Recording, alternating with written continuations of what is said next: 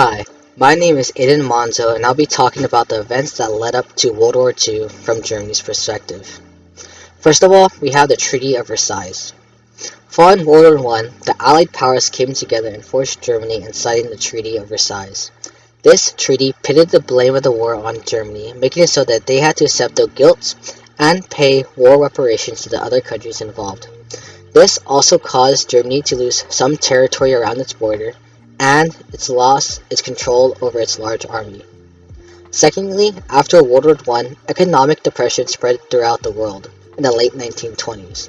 This caused economies to shrink, trade to be reduced, businesses closing, price falls, bank closed, and high unemployment rates. This caused many people to look for a strong political leader to resolve all their problems, when in 1993, Adolf Hitler became the leader of Germany by promising to restore Germany to its former glory. This then leads into our third point, the rise of militarism in Germany. When Hitler rose to power within Germany and gained the support of the people, he immediately began rebuilding his massive army and weaponry, in secret from the other major powers. Yet, although Britain and France knew of Hitler's actions, they thought that Germany's actions would stop communism from spreading from Russia. Yet, in 1996, Hitler ordered German troops to invade and occupy Rhineland, Austria, and Czechoslovakia. This caught both France and Britain by surprise, as they were not ready for war to happen anytime soon. Also, in 1996, Hitler was told to have an alliance with Italy and Japan, which formed the Axis Party. Now to our fourth event, the failure of appeasement. After breaking the terms laid out in the Treaty of Versailles multiple times and then directly breaking the Munich Agreement, it was obvious that the appeasement had failed when Germany invaded Poland. Looking for redemption and reclaim glory, Hitler was trying to build a German empire. However, the British and French underestimated his ambitions and only saw his actions as effort to rebuild his country. This then leads into our final event, the failure of the League of Nations. The League of Nations were established after World War I with the aim to prevent a repeat war with its new policies. However, it had no effect on the countries that were trying to expand, forcing the Allies to use violent means to stop them. Yet it proved very inefficient when Hitler began occupying other countries nearby. Battle of the Bulge. This battle lasted from December 16, 1944 to January 25, 1945. The Battle of the Bulge in the Ardennes district of Belgium was Adolf Hitler's last significant offensive push in World War II against the Western Front. Hitler's main goal was to part the Allies in their drive towards Germany. The German soldiers' inability to partition Britain, France, and America with the Ardennes hostile already allowed the offensive to take the victory. Hitler's mid-December timing of the assault was one of the bloodiest of the war, which was key, as freezing climate, thick haze, profound snow floats, and record-breaking low temperatures brutalized the American soldiers. More than 15,000 cold wounds, including channel foot, pneumonia, frostbite, were accounted for that winter. An excellent tactic was that German paramilitary soldiers were sent behind American forces. They wore American uniforms and spoke English perfectly, with the proper slang, which caused great diffusion. The purpose of this was to cut down telephone lines, switch signs, and this was basically infiltrating the Americans. The Germans were able to do this by taking some American soldiers prisoner and having conversations with them. The American soldiers were able to move on Christmas Day, as the weather cleared up and the ground froze solid, allowing the implementation of Air Force and tanks. Germany had thousands of Allied troops in a small town surrendered and wanted them to surrender. However, the pivotal move was that George S. Patton Jr. approached the Germans and broke the lines and rescued the troops. This asserting victory of the fight on January 25, 1945, an ally set out towards Britain. The war finished under 5 months after, and Germany surrendered on May 7th. The Battle of the Bulge video and questions activity. There is a video on YouTube as well as questions to do, and you can do them on a doc. Thank you. The legislation in Germany during World War II were the Nuremberg Laws. So, for some background information, during World War II, the prospect of anti-Semitism was rapidly increasing in Germany. Hitler wanted to convert this form of social discrimination into an official piece of legislation. This way, there could be a lawful outline of permissible inequality against the Jews, backed up with legalization. So what were the Nuremberg Laws?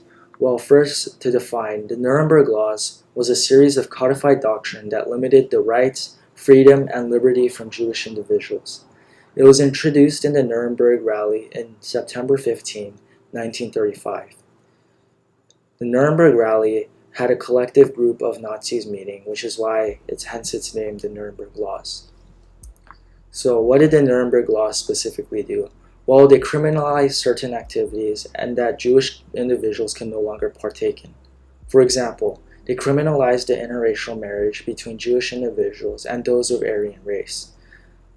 Additionally, they could no longer have sexual relations with those of Aryan race, and another huge limitation against the Jewish people was the outright banning of property or businesses owned by Jewish individuals, which were, without reason, seized by the government and justified under the Nuremberg Laws.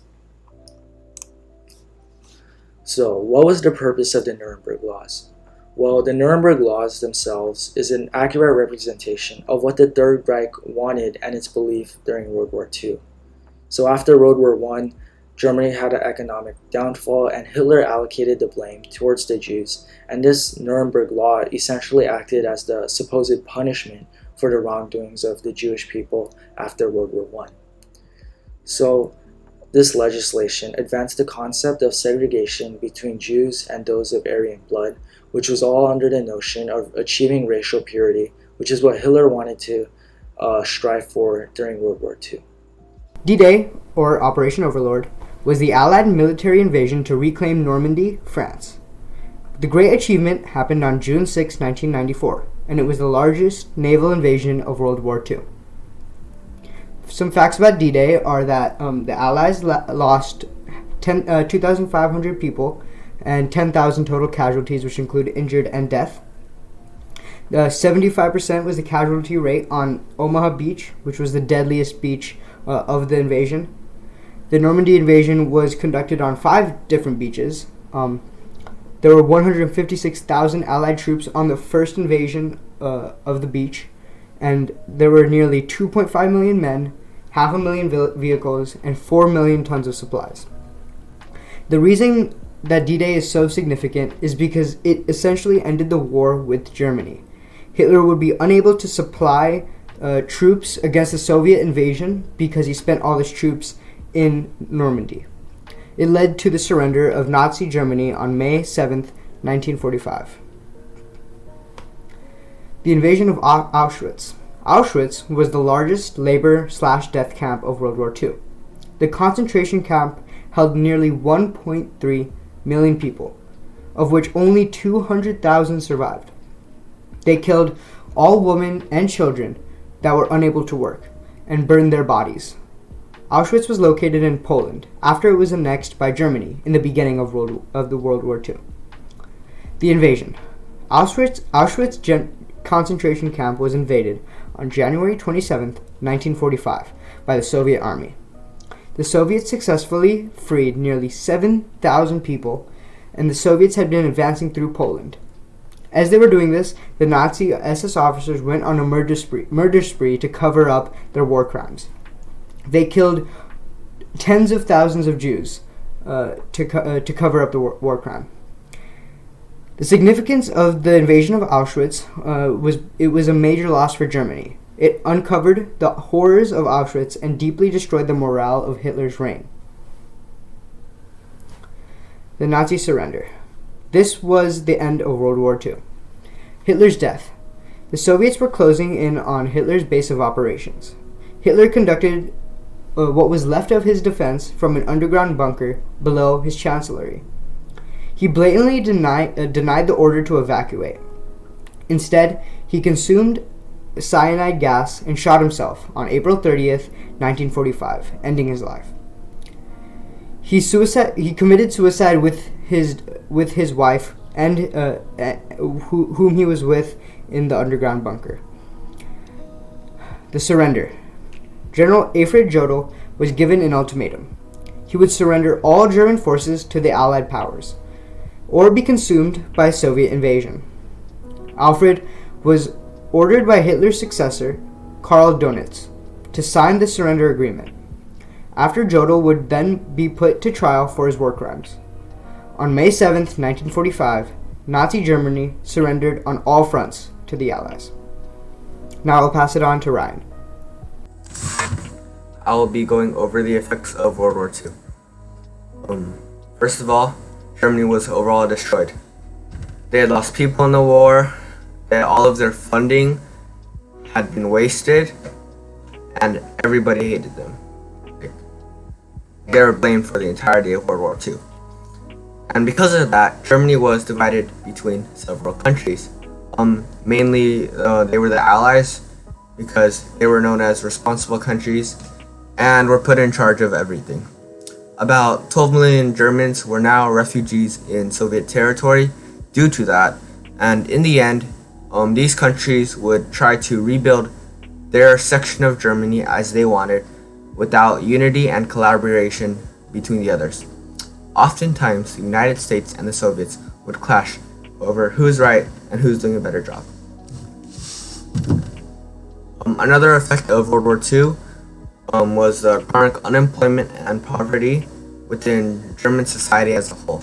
No money was flowing around, and overall, Germany was destroyed. Between 1950 and 1965, the social market economy grew tremendously. This led West Germany to an economically stable state that attracted foreigners due to job openings. Much like how America in the 20th century was also a hotspot for people to immigrate to, and they were known for having jobs and giving a better life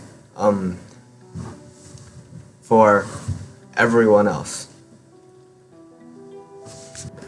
Another effect was that because of their ruined reputation, it would take years for them to get or reproduce their connections with other countries and overall rebound their industries.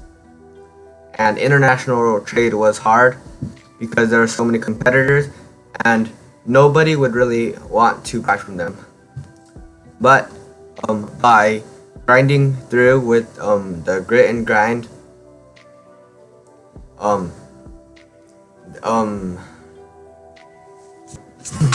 Germany would later become successful.